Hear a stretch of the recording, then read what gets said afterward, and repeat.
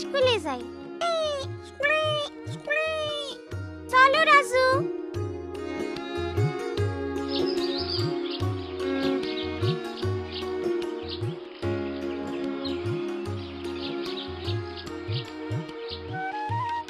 চম্পা, চম্পা। ও মিনা, চলো।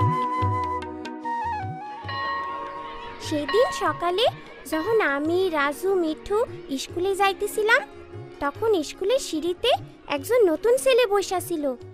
তার আচরণ আমাদের থেকে অন্যরকম মনে হইতেছিল। পরে বুঝলাম এর কারণটা কি। আমার ছেলেটারে তো আপনাদের স্কুলে ভর্তি করাইছি, ওরে ভালোভাবে দেখায় দিলে ও সব পারবো। আপনি এটা নিয়ে একদম ভাববেন না আপা, আমি ওর দিকে বিশেষ লক্ষ্য রাখব।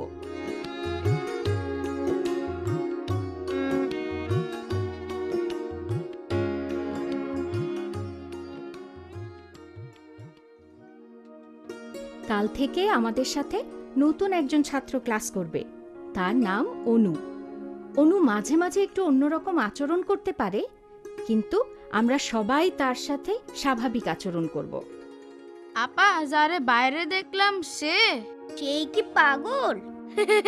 ও তো একটা বোকা।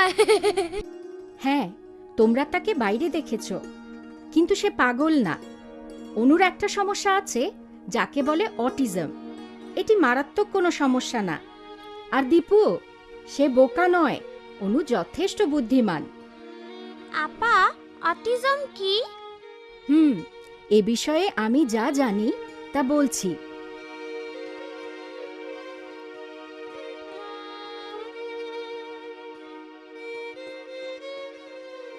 অটিজম হলো মস্তিষ্কের বিকাশজনিত সমস্যা।